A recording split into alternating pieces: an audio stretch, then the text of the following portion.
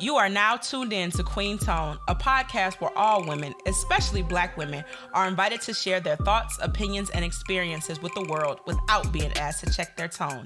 This is a safe space to tune in to hear two millennial women's take on social, political, comedic, and straight up what the fuck topics every other week, where we bring it to you straight, no chaser. Because let's be real, it's usually never actually the tone that's too loud, but rather the truth. I'm Dana, a Detroit player paid for being a nerd with my tech savviness and product mindset, but known for my love of 90s R&B, comedic wit, and very on-brand Capricorn lifestyle. And I'm Nita, paid for being a bad bitch and improving people's lives, but also known for my ability to speak truth to power and dance to the beat of my own drum. Real Aquarius shit. And this is Queen Tone. Queen Tone. We back. Season 2. We back. Now, you may not have known. Who knew? Who knew? Season 2. Who knew? You may not have known it was the end of season 1, but we back with season 2. Hey, we believe that surprises are some of the best things you can have in this world, so we decided to surprise y'all with a season 2. Yes, and a little bit of a break to get the anticipation up. Have a few folks catch up on some episodes that they hadn't caught on in season 2 or in season 1, and now we back. We back. Why have we been gone? Because shit gets real. Shit gets real.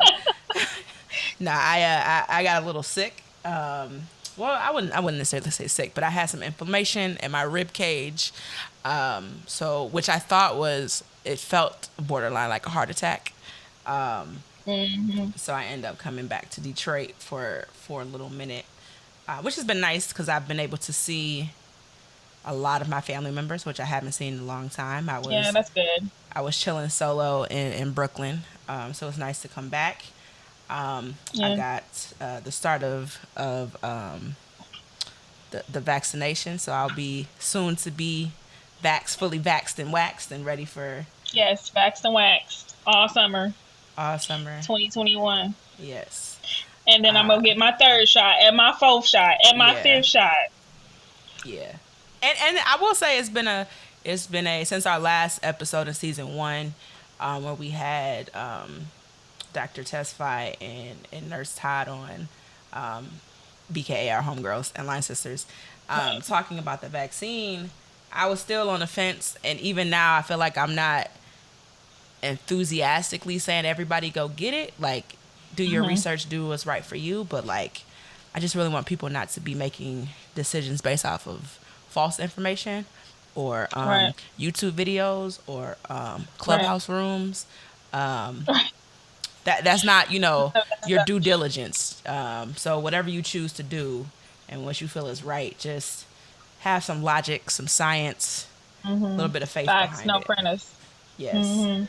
Yes. But how's your week going? What have you been up to? Fine. It started again, just like it does every week. And that's really a drag. I hate that for me. No, I'm just kidding. But coming off, right, being dead, I like to be alive. So yeah, we went on vacation. We had our 10th anniversary line trip. Transcendence in them. In Turks and Caicos, it was wonderful. Right, in Turks, it was nice and sunny.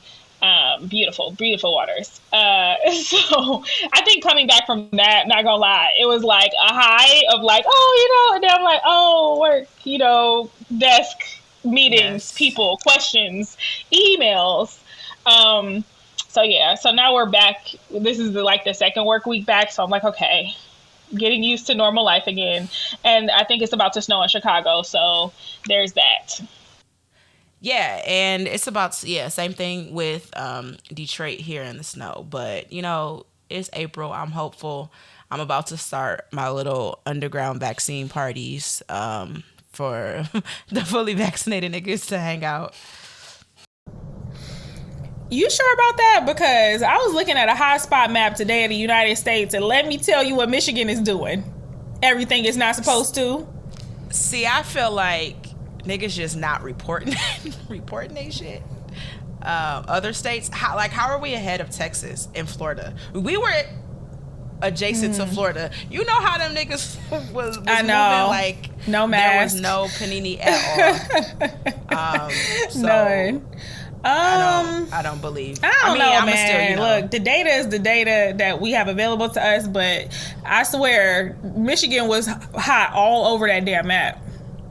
I know. That's once they took Big Gretch executive powers away. Oh yeah. Everything started spiking, but you know, we making it the best that we can. See, the nerve. Yeah.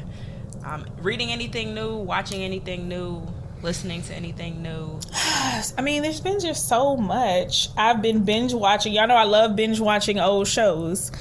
So The Nanny is on HBO Mr. Max. Sheffield. I used to watch the show growing up, but clearly I watched it in reruns. Like I don't think I was watching it while it was on, even though it was on from like 93 to 99 or something like, 6 seasons. So anyway, binge watched that. It was 6 seasons. I binge watched it in about a month. I didn't watch nothing but The Nanny. I know how to sing the fucking theme song. She was going down the avenue with doom doom doom. We don't need all of it. What else? Oh, I'm currently binging All of Us. It's on Hulu. That was only on for 4 seasons. And if y'all remember, this is Elise Neal, Dwayne Martin, and Lisa Ray. And y'all know the drama that happened because Lisa Ray say that Dwayne Martin introduced her husband, who was a prince. And that's executively produced by Will Smith and Jada to add in that little book thing. And fun fact, what's the son's name? Both sons were on the show, like as reoccurring characters. Oh yeah, Will Smith sons. Oh, yeah. Trey and Jaden.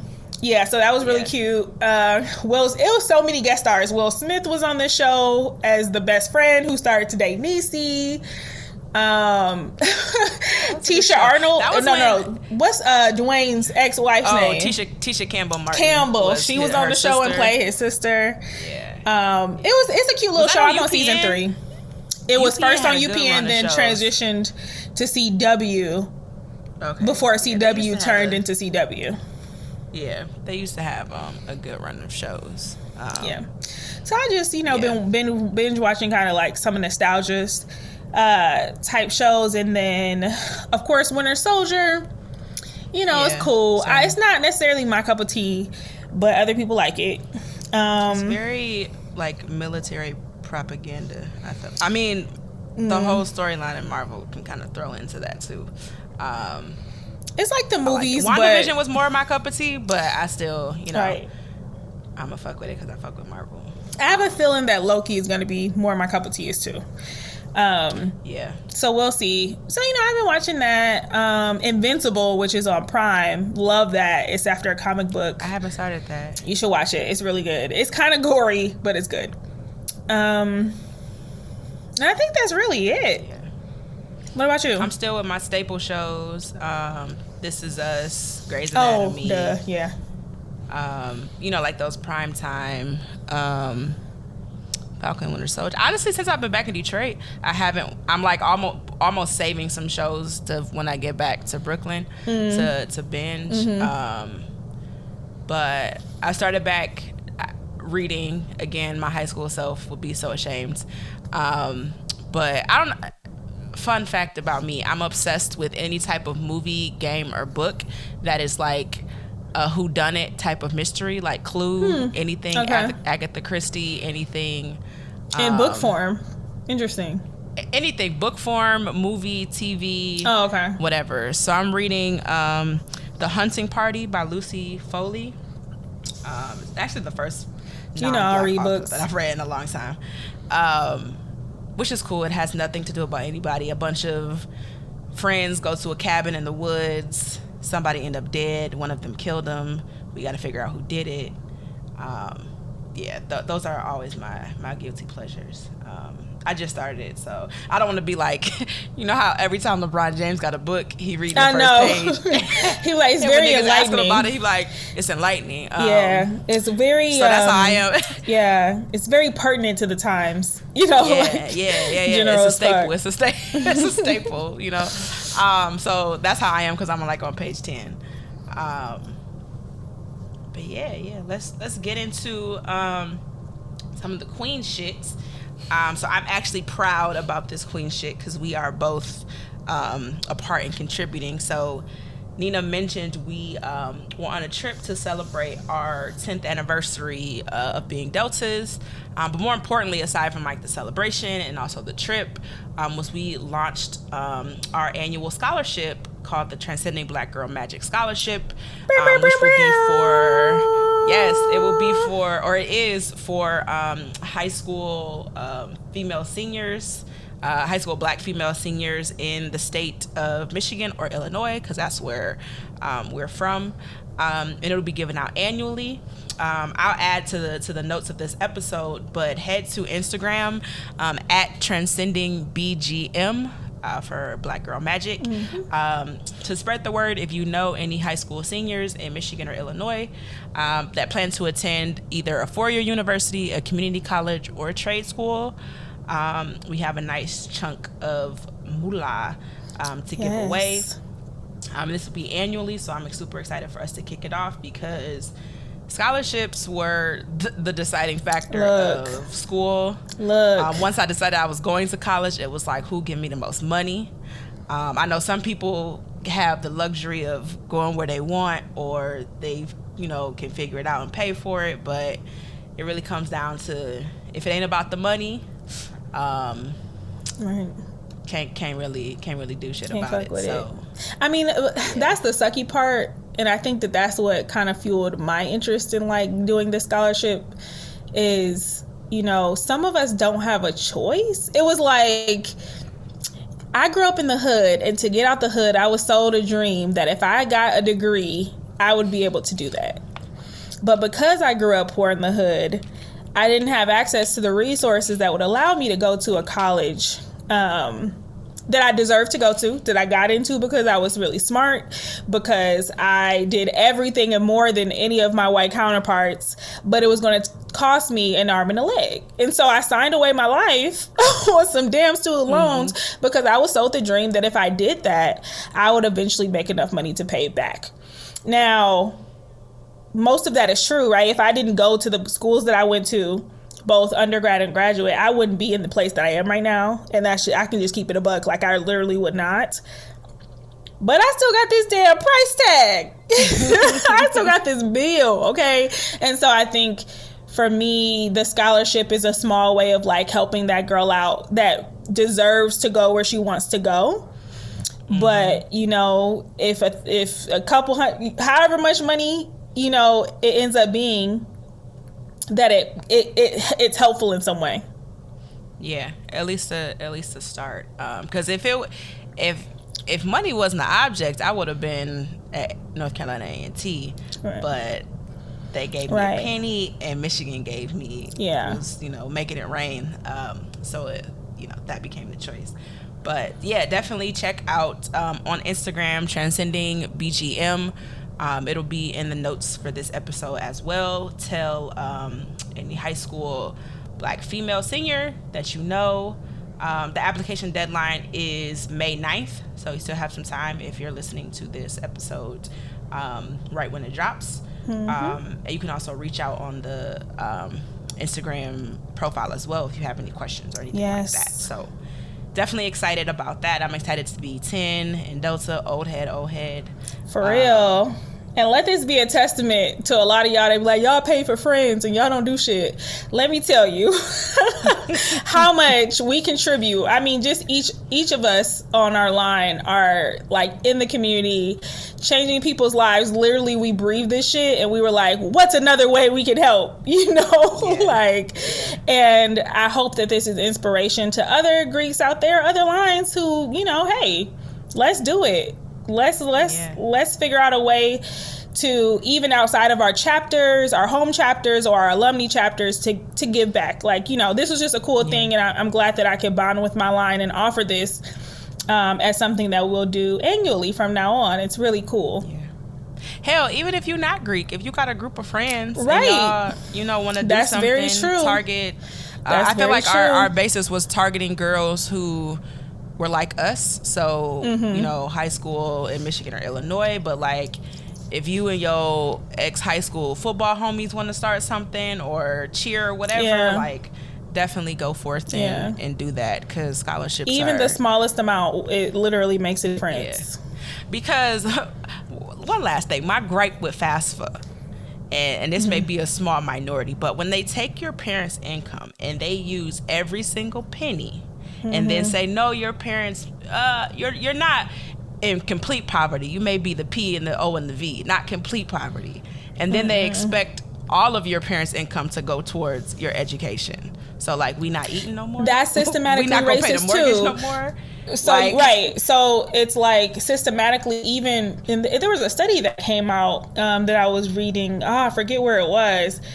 But there was a study that has said middle class black people versus middle class white people. Middle class black people still have a degraded quality of life because they historically have debt, or they historically just don't have generational wealth. So they too, if they went to college or their parents went to college, they still have student loan debt to pay back, which means that maybe their family didn't own a home, which means that they couldn't refinance their house to pay for Timmy to go to college.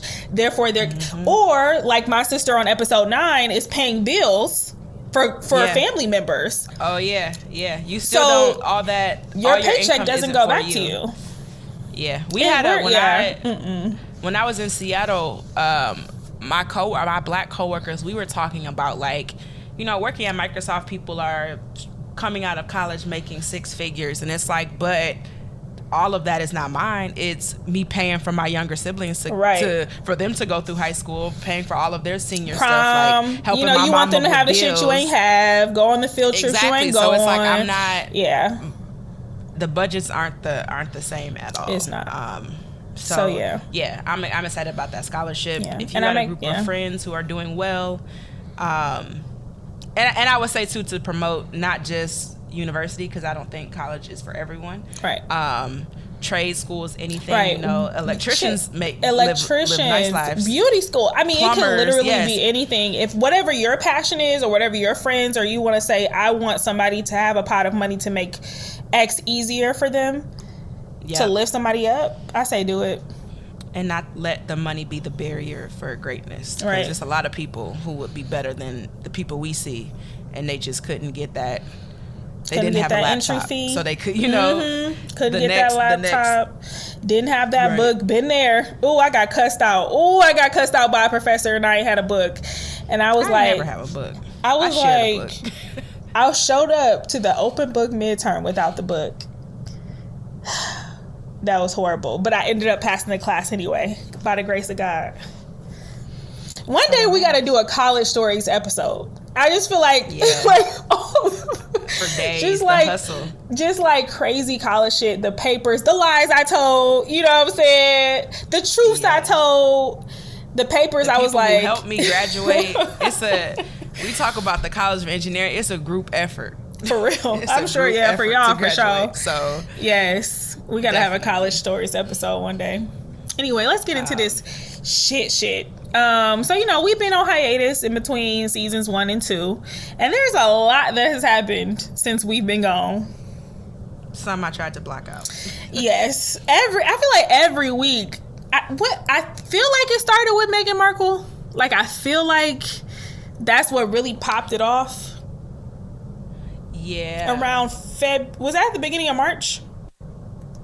February, well, the March? Oprah interview was in March, because I was in Detroit when I watched that. But I feel like it was just, you know, they've been playing a baby girl for a while. But she said not today with that Oprah. I got the same vibe of like them going to Oprah was the same as when, or similar to when Jordan Woods went to the red table. Like, I'm going to show you. I'm going to spend this my way. Well, I mean, Tyler Perry probably was like, look, do me this favor. I paid for y'all security. Like, Who knew Tyler Perry was going to save? Like, Tyler Perry is a really upstanding guy. Say what you want, including me. I'm talking to myself. Say what you want about his creative outlets, but he really be looking out for black folks, and that warms my heart. He really do. He do. His plays are, I mean, I enjoy his plays. He has a solid niche group of people. His TV shows, I mean, I hate Watch Sisters every week. I think I ended something early because I was like, bitch, I gotta watch Sisters this it week. looks terrible. It is, but the only thing more terrible than that is that White House show. Because every time I see a clip, last week's clip that was crazy was the president's son, like, jacking off to his therapist and then putting it on her. And I was like, really, Tyler Perry? Really? But Tyler Perry built that set of the White House, which is like the only one or one of the rare few of the full White House on his lot to waste it on the son of the president jacking off on it. But like, that's progress. Like, that's the progress we're looking for, being able to skeet on your therapist on a Confederate I just want him to leave the creative process to other people.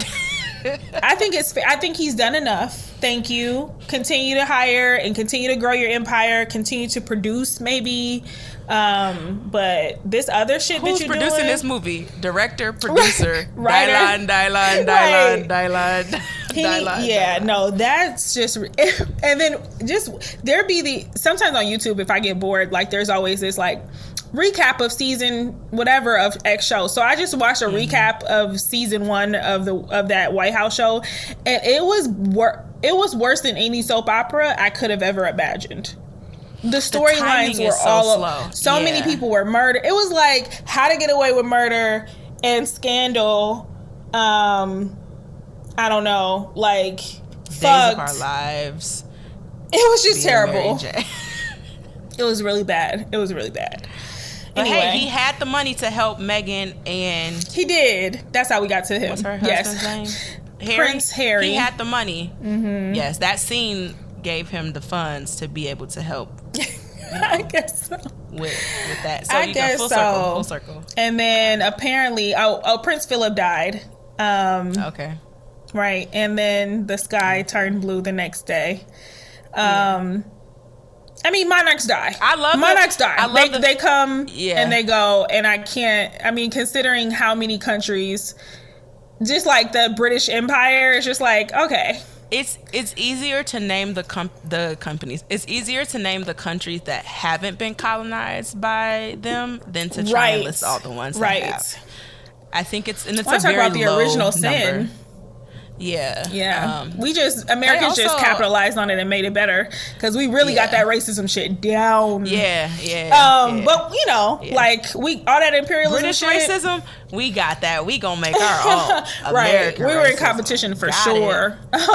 Yes. But people worrying about if Meghan Markle's baby was going to be like dark skinned or I don't know, come out looking like Wesley Snipes. I'm not really sure what they expected.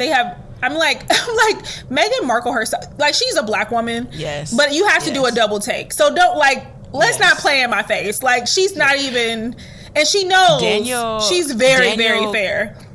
Kaluuya, is that how you say his last name? Sorry if I got it wrong. He was hosting SNL and he was like, yes, I'm black and I'm British. I'm basically what the royal family thought the baby was gonna look like. And it's like, y'all don't. Yeah, that's. I really want to know who said it. I think it was all of them. Me too. I don't think it's one person. I think Harry's still trying to cover up and make his family look good, but it was all of them. Some people just said it, probably said it a little bit nicer than others, but they all wanted to know. And that was crazy. I hope they happy. They was basically pushed out of the monarchy because they just weren't going to pay for their living expenses, weren't going to pay for their security. So they were like, why the fuck are we here? That's wild. Yeah, that's wild. But it does make me think, like, what did y'all think was going to happen?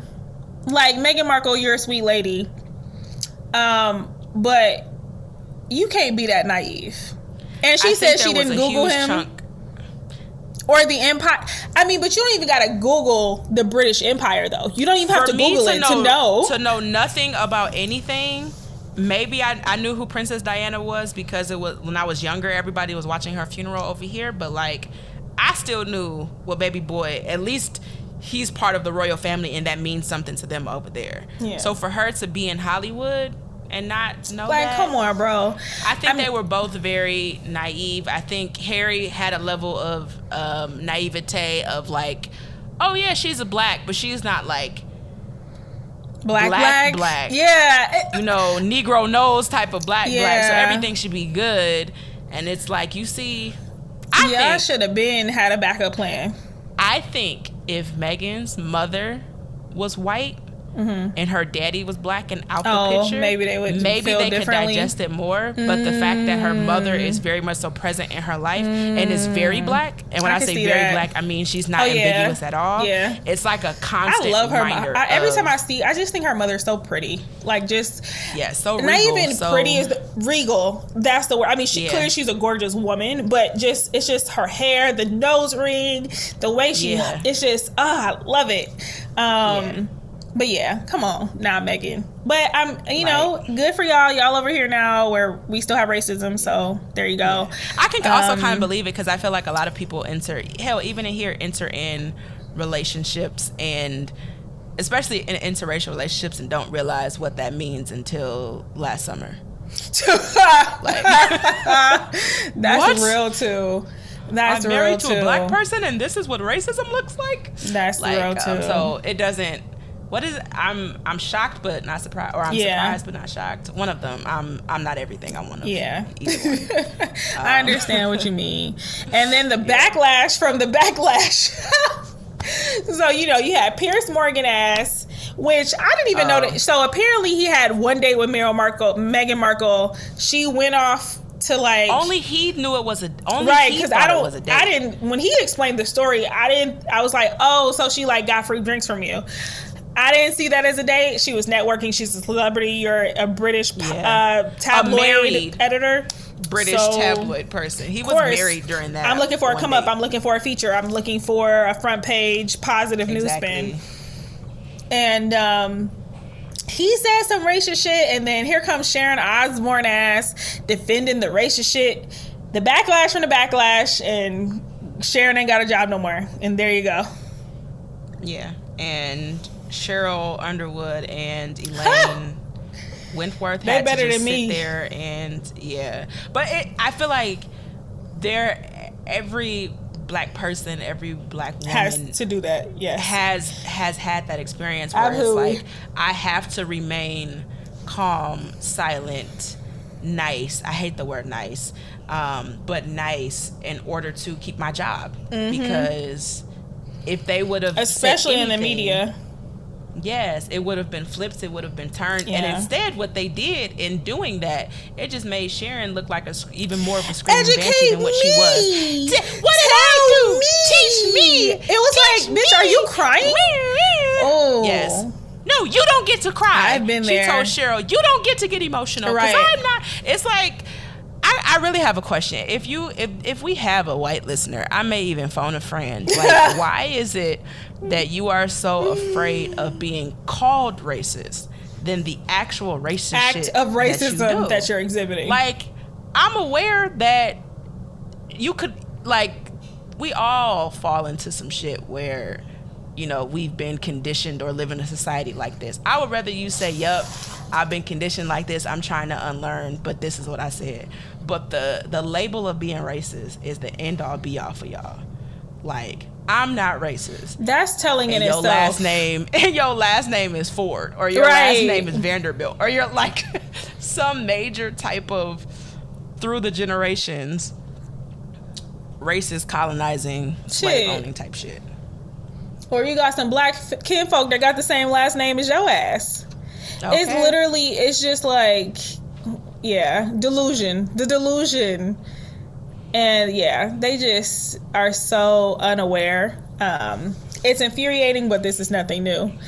So, no, peak white woman there. Let's see. Oh, that man cheated on his wife. Oh my God. That man cheated on his wife. Yeah. I really am. His name is Derek Jackson. The helmet of salvation. With so every pre his little expose or whatever, his videos would come up only on my Facebook. And if they will only Facebook, come up on my Facebook. Yeah, I never watched them though.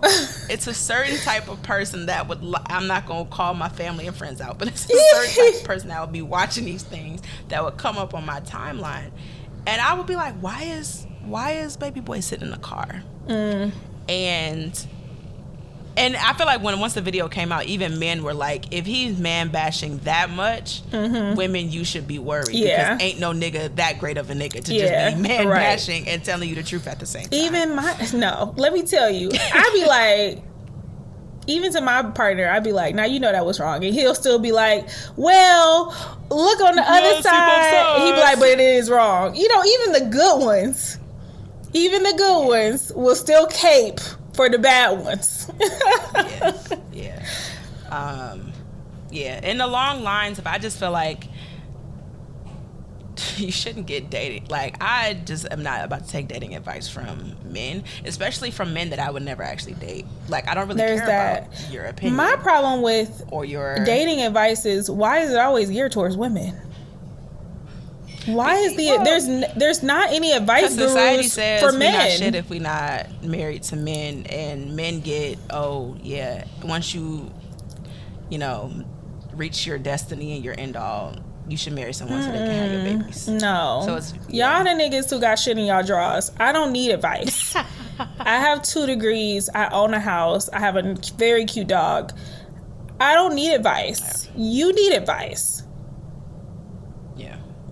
I will say, especially for black people, I feel like that market is so wide open, because I saw I think it was the Grapevine TV post a question on like, how did you learn how to date? And everyone was like, no one actually taught me how to date. People said, don't have sex, don't have babies too young, and then true 5 years later they were like, get married, I want some grandkids. There was no actual like, here's how you actually date, here's what you should figure out what you want. So I feel like that leads the gate open to these dating experts or relationship gurus or whatever to like speak their piece. And general information is great, but like, it's 2 very specific individual people. So all that relationship advice, all dating advice is not going to be applicable. Is rooted in misogyny.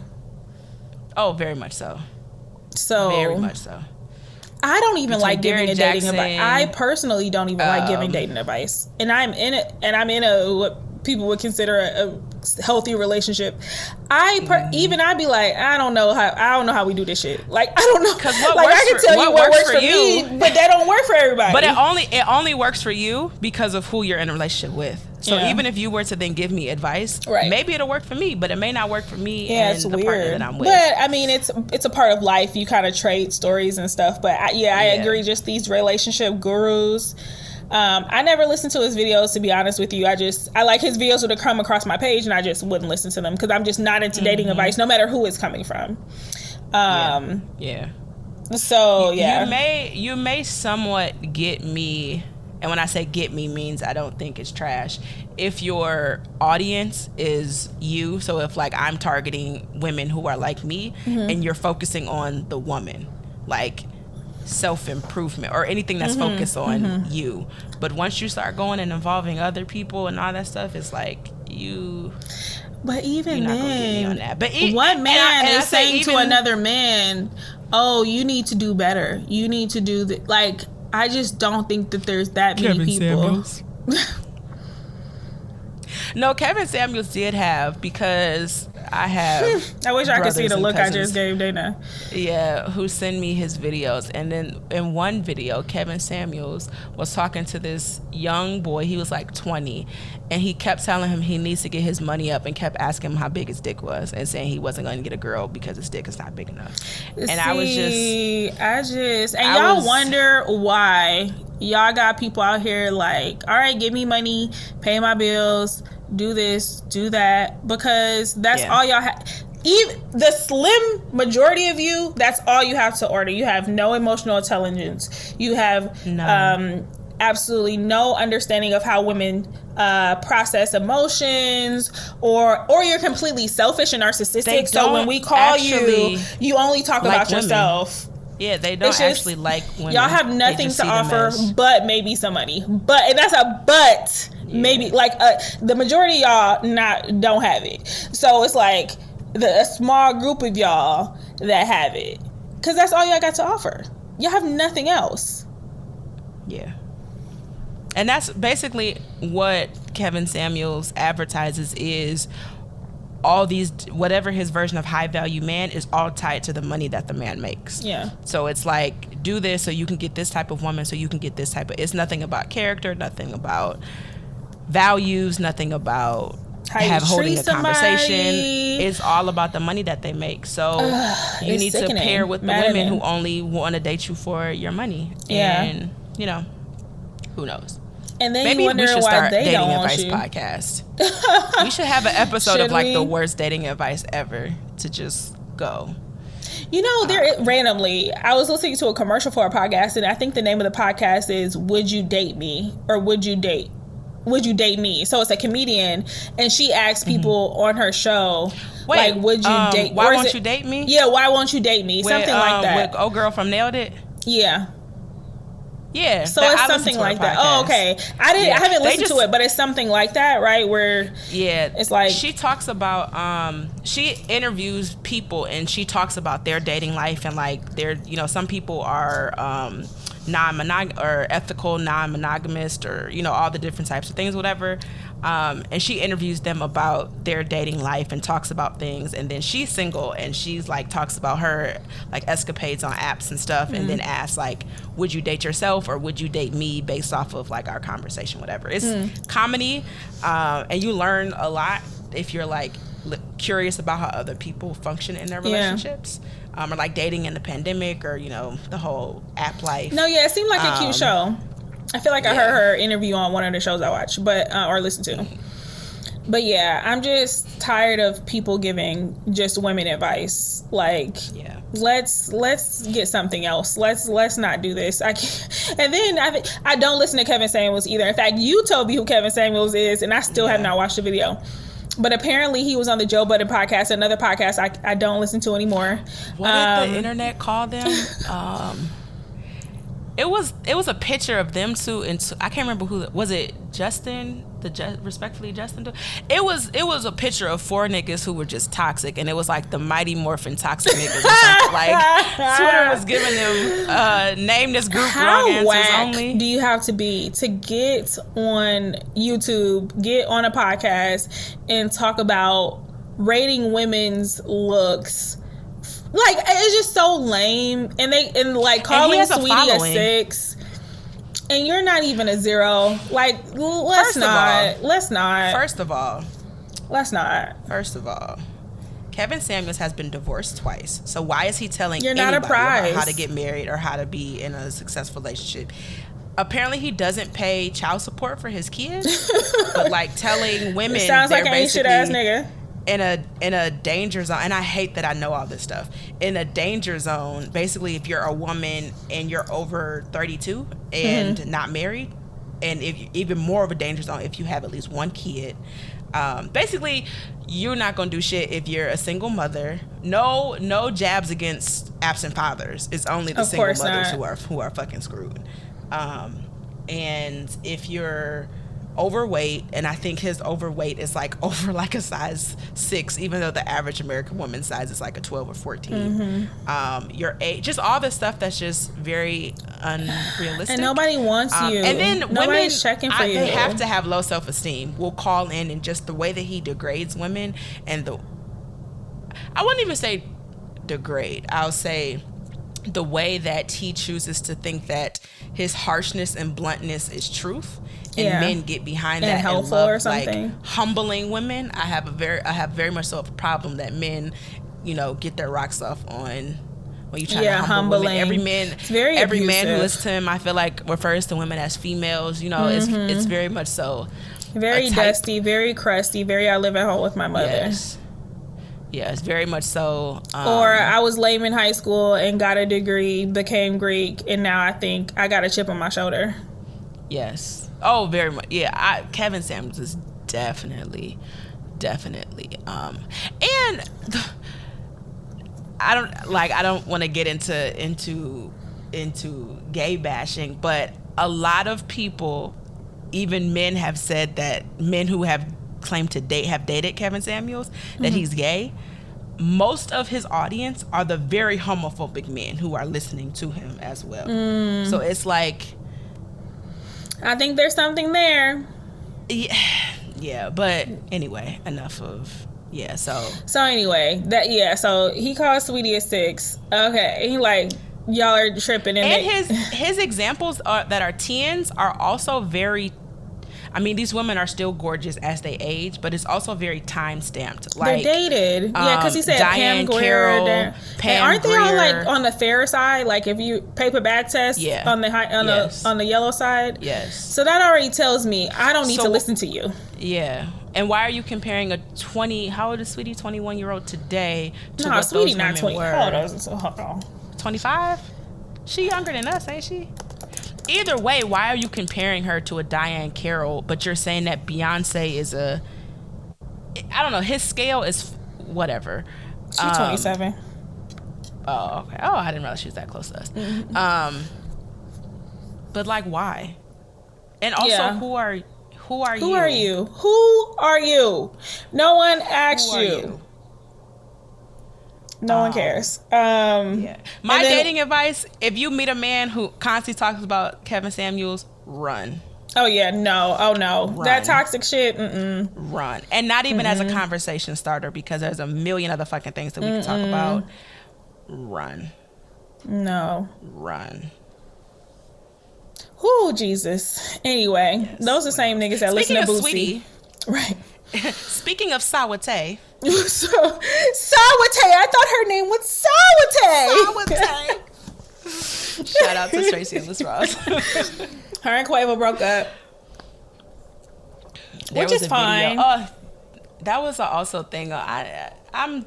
I'm starting to do more social media breaks, because Twitter once again was going up on the battle of, or the conversation of, domestic violence with that video on the elevator. Niggas were again, you gotta see both sides. Y'all want why does equality? Y'all want equality, so you should be able to fight a man. Like, really? Dense ass nigga. Like, that's what you think equality is? Equality doesn't mean that we don't want chivalry. And also, why are you putting your hands? Right. It's just like, why are you putting your hands on anybody? Clearly they were in some type of fight, and I would be doing the same. He was pushing her, I pushed him. I'm gonna defend myself, but analyzing the video is not gonna do anything. Clearly they've moved past it. I felt like their statements was very like, mind your business. We mind your business. I'm not gonna say, so I'm like, okay, I'm gonna mind my business, but yeah, no. And I love, what I do love is that I feel like women, like celebrities who get into these kind of domestic situations are, what's the word? They're being a little bit more like, I'm not going to answer y'all dumbass questions. Like, y'all are not going to Rihanna me to death. Y'all are not going to ask me why I went back. In fact, I think, what's her name? FTK Twigs? I may be saying her name. FKA Twigs. Yeah. With, Shia LaBeouf. And in her interview, Gayle King did her interview, and Gayle King was like, I know this is a dumb question, but people will ask you why you stayed. And she said, I'm not going to answer those questions. Ask them why they kept me. And I was like, that's powerful. Because we lived, even in the Tina documentary, which came out on HBO, maybe a few weeks ago, it was really good. Because even if I feel like I grew up with Tina because the movie came out, and I knew everything about her, but, the fact that she did not want to make that movie, but people kept pestering her about the abuse she was like, okay, I'm gonna put it in a movie and I never want to talk about it again. And she hadn't, even at the premiere, there was a clip. They asked her if she had seen the movie. She said, no, I never want to relive this. But it ended up reliving it because this movie was so huge. But she really wrote her autobiography, which the film is based off of, so that she wouldn't have to answer any more questions about her abuse. Yes, because you never asked the abusers. Right. Like, why did you? Or not that I'm saying give a platform to abusers, but like they never have to. And hell, it may not even be traumatic for them. They never have to constantly relive what could be the most traumatic part of their life over and over again for a soundbite or to be asked the same question over again for an interview. And it's like, why? You know. Also, the number of songs or movie. Pop culture that references her abuse as like a joke. Like, I know, Ike and Tina, even Drunken Love. Yeah, like, Drunken Love. We can fight like Ike and Tina. Why the fuck was that ever a line? Very true. And everybody is aware that it happened. It's just like, oh nope, that's just what they were. Yeah. So. Yeah, I'm not. Yeah. Shit, so I'm glad the third member of Migos? That it's nigga like I'm waiting chill. For his he was in jail for a long. Was it which one is with Cardi? Takeoff? It's Takeoff, Quavo, Offset. Offset is with Cardi. So Takeoff was the one that was in jail, I think. Oh. I don't know nothing about him. I'm not gonna lie. I think he put out some music, but I don't listen to none of their music, so I really could not tell you. Yeah, their music is more so brunch, we out, it's a pregame. Like, I'm never pressing play to listen to it. Absolutely. Especially not as solo artists. The fuck? Yeah. But when Outside was open, I feel like they have been the soundtrack. Oh, yeah, they got hits. Yeah. But nothing I'm listening to in my personal streams. Right. Yeah. I go to the same 6 albums I've been playing for the last 10 years. Okay. Woo! Yeah. Oh, I forgot about the Grammys. The Grammys happened. Shout out to Meg. She got Best New Artist. Yes. She got Record of the Year, Song of the Year, one of them bitches. And Beyonce was up there with her. Beyonce broke titles. Yeah. Beyonce broke titles. As always. She looked like she was just there as a... And I discovered Dua Lipa. Kind. That's my bitch now. That's the one new thing I've been listening to. I'm so mad at y'all that didn't tell me that Dua Lipa was single-handedly saving pop music. Like, that's my bitch. She's the one who had the single with the baby? Yes. Okay. That album, Future Nostalgia, bop from end to fucking end. Yeah. Like, this is my white girl side coming out. It's good. I haven't been with the pop girls or people in a minute. I think Ariana Grande is probably my closest pop person. Yeah, but she been going more R&B lately. And that was R&B. Right, she be going more R&B, but this is pure pop and I just love it. It's just like dance music and I live. Yeah, where you can just dance off. Nah, she can't really dance, but I love that too. That makes it more authentic. Mm-hmm. What else happened? Oh, DMX passed. DMX passed. I'll say, at least for my little news outlets or in my little bubble, DMX death greatly surpassed Philip's death. It happened the same day, right? And I'm glad, like, someone who's worthy of being able to give his flowers. Right. I feel like he was one of the few rappers who constantly raps about God, unapologetically. Even his life, like hearing how he was first introduced to, I don't even know what specific drug it was, but like hard drugs, crack. With his mentor lacing a joint of what he thought was weed when he was 14, and like DMX saying, like, how could you do that to a kid when that was the one male figure that he had in his life that he actually trusted? That's trauma. And for that to be his introduction into his life battling addiction is like very fucked up. But every celebrity who came out, started talking about him, or people who was close to him, the stories were like 1 in a million. It's not even saying that he was a great person didn't even do it justice. It was like, no, this man was a 1 in a million type of personality. His spirit, his love, his everything was like I felt like he touched a lot of lives. Yeah. No, I remember the streams went up listening to his music. Yeah, I remember listening to his album. I feel like my mom liked his music, so we would listen to It's Dark and Hot, Hell is Hot, and some of the other ones, Flesh of My Flesh, Blood of My Blood, something like that. So I used to. That was like it was like Erykah Badu or DMX. Like, which album is it? Baduism? Yeah, I think they came out the same year. Baduism. And his debut album came out the same year. And so, yeah, it was like going back and forth every Saturday morning. What was the vibe, So. It was my older cousins for me. Yeah. Okay. On his albums. Yeah. Yeah. So it's like it's sad. He battled addiction. He had, like, no pun intended, lots of demons because he himself was abusive. But I think a lot of people. He resonated with a lot of people of like wanting to do better, wanting to be right, having a fear of God, but still never being quote unquote perfect. So he was an imperfect human. Yeah. Yeah. Like you said, battling his demons. Yeah. I feel like he tapped into. I feel like my mama and aunties came about on him with y'all gonna make me lose my mind up in here. Like, she still be saying that. But yeah, rest in peace to Earl. Rest in peace. We did get some other legends, verses with the Isley Brothers and Earth, Wind and Fire, and also featuring Water, the imaginary fourth member of Earth, Wind and Fire, who did not make the cut, Steve Harvey, because this nigga he wanted to be in the band. He wanted to be in the band so much. Yes. And he was really living out his full dream. Yes. Being there, but it was too much. But you could tell he was living out. Like, no one was gonna stop him.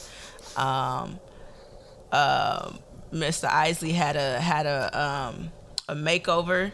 Not a makeover, but the beard will do it. The beard will do it. That had your grandma, he was looking your mama, like a little zaddy. You, and your daughter. Yes. It was giving me Detroit vibes, but I think they from Ohio. Yeah, Midwest. It's, they just travel. So back and forth they got. But the mink was sharp. I need to get me a fur coat, for real. Sugar shop, yeah. That's how I know I'll make it. Like, if I'm a true Detroiter, is when you reach boss level and get a mink coat. Yes. Gladys and Patty's verses was for the mamas. Earth, Wind and Fire and the Isley Brothers for the daddies. I think Ron Isley also, he has like a 50 pushing 50-year-old child, and also has an 8-year-old, and it's like I can definitely see that. Just by I just found out that he was married to that girl from JS. Come on, get a piece of this ice cream, baby. I mean, not JS has hits. The Isley Brothers and Earth, Wind and Fire have hits. Earth, Wind and Fire still tour and they put out a new album in a minute. And which also I've been reminds to Earth, Wind and Fire concert, and that shit bang. I'm sure, especially in Shane Park. Oh yeah, I'm sure. Oh yeah. Yes. Oh God, yes. Off all the the water aunties, in the summer. All white sangria. I mean, I ain't even nobody's auntie, but yes. Hand up. Vibing, doing the Jasmine with some Alizé. But you know what? This did remind me how fucking mad I am at R. Kelly, because this motherfucker made some of not some of their best records, because clearly they have records that span. But as far as like my childhood and learning, like, I knew the old stuff clearly because my parents played it. Well, not my parents, because my dad's Nigerian. He don't know. But, my family played it. Yeah. But, like, that era of Mr. Big was so big for me, right? That was like, oh, I'm learning these lyrics and I'm singing these parts and I'm the woman. Girl, I'm about to have a right. Going between voices and shit. And it really pissed me off that R. Kelly really wrote that. Because I'm like, fuck. I felt the same I'm still mourning those songs. Yeah, I felt the same way when I was planning my 90s party and realized how much songs I'm like, I can't play this. Like, don't play this. So yeah, fuck him. No, I'll live without the music. Because little black girls don't. It's very sad. Yes. But yeah, that was a good versus. I'm also looking forward to SWV and Escape. Oh yeah, me too. I have Escape in that one. Yeah, it's Mother's Day weekend. I have Escape in that one. I'll never forget. I went to that concert. Candy can enter the songs that she also wrote. Oh yeah. I just not that I care who wins. I don't even think it's still a competition. Yeah. But you think I'm not when you're out at the club? Don't think I'm not. Don't think I'm not. If you're feeling good in somebody's dirty spot, getting hot, don't stop. I think people think SWV because they think of Weak and they're like, oh, that's my jam. But once Escape starts playing all you have so many deep cuts that's not really deep cuts that you're going to start singing. Understanding, Just Kicking It, and the Just Kicking It remix. Yeah. No, I went to that concert and when I was still in LA, so this had to be like 3-4 years ago. And it was actually very good, very entertaining. Monica opened, it was like a whole bunch of openers actually. Like Monica opened, Tamar opened. Sound like the Atlanta crew. It was good. It was a good ass concert, but their part, I was like highly entertained. I was like, oh yes, this is my crowd. I don't know. I would assume so. I don't know. It's very weird. Their allegations are very weird. I don't know. From my sources in Atlanta, that shit is true. Very much true, and everybody. It's not that I don't believe it. It's just weird. It's just like what? It's just like hard to comprehend. Yeah. But where there's smoke, there's fire. So you're not gonna you're not gonna say one person, but then it's at this point it's like over 10. So yeah, no, and it's T.I., and I feel like it's very. That's where, and I'm like, so I just want to hear Tiny's side of this story, because I feel like this is not the first time T.I. has dragged her into some bullshit. But if they're both co-conspirators in that shit, then they need to be dealt with, and justice needs to be served. Even if she's complacent, then there she. Because Camille Cosby ass. Yeah. Bitch, I don't play in our face. You knew. Yeah.